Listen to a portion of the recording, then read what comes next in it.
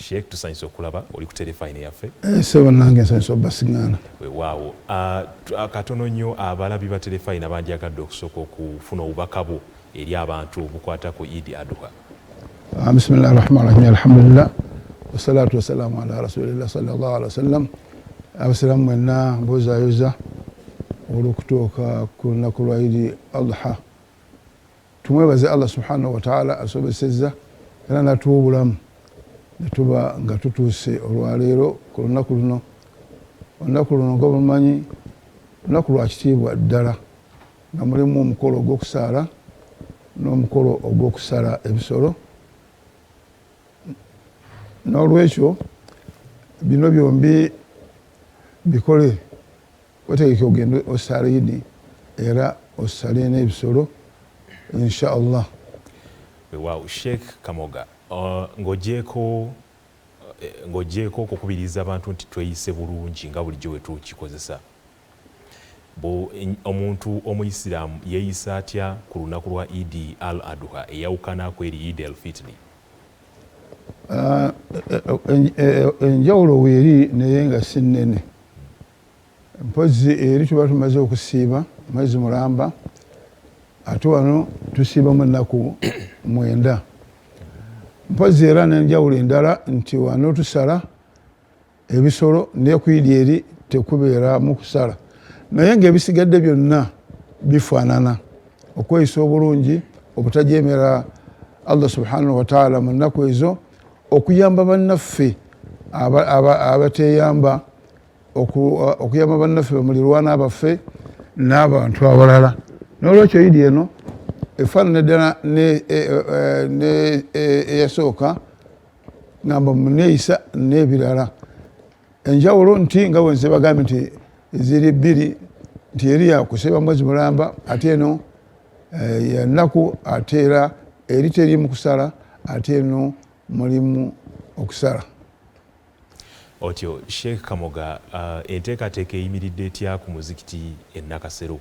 Kuba ntegeddeko nti waliwo n'abakungu ba gavumenti, Minisita Kayindo Tafiira ayinza okubeera eyo olunaku lw'enkya. Nga bulijjo tujja kubeera mu Nakivubo Blue.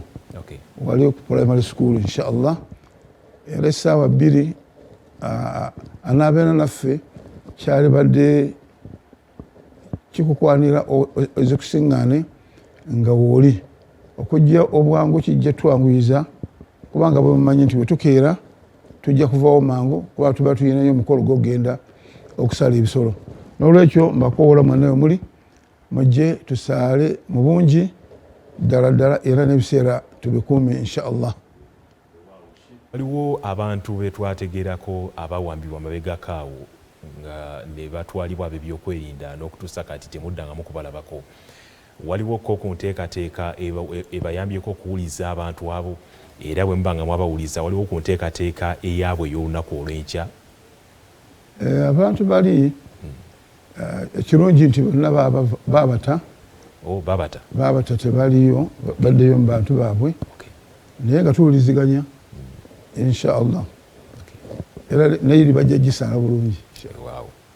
Sheikh Kamoga, obubaka bwo kati obusembayo eri abalabi ba telefayina, eri abayisiraamu mu ggwanga lyonna ne bannayuganda bonna? Obubaka wange obusooka nti bino tubigenderere nnyo nga tugenda okusaala. Vaayo eka nga bukyali, tuvaayo ng'oli muyonjo, yambala ekkanzu yaffe enjeru, teekako enkofiira. Jangu ng'ogamba nti Allahu akbar, Allahu akbar, la ilaha illa Allah, Allahu akbar, Allahu akbar walillahi alhamdu. Otuuse mu kisaawe nga bulijjo tujja kusaala. Bwe tunaamala bino wammanga ate tube nga tugenda nabyo bikola. Tuba tugenda okusala ensolo ze tusala ngamiya, nte, mbuzi n'endiga, tusala ebirala. Bye tusala biba nga byebyo nga birabika bulungi tebirina kamogo. Gamba embuzi erina eriiso limu, oba ejjembe tekuli, oba bayisalako emboobo n'ebintu ebirala, awo tugamba nti tuyisala. Nga tumaze ozisala tetulya ffekka, inshallah ne bannaffe bamulirwana bonna tubawe, watali gamba nti mulirwana. Bwe bayita mulirwana yenna muwe ku nnyama eyo, kubanga olunaku lwa kusanyuka, olunaku lwa kusala bisolo, nga tunoonya okusiimibwa kwa Allah subhanahu wa ta'ala.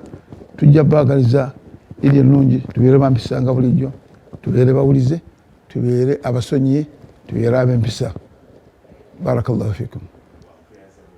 Muhammad Yunus Kamoga Amir Umma okuva Nakasero fe wano kutelefone tugamba ati Idi Mbaraka. Barakallahu fikum. Wewa tweyanza nnyo tweyanzeege Sheikh Kamoga tulaba ku telefone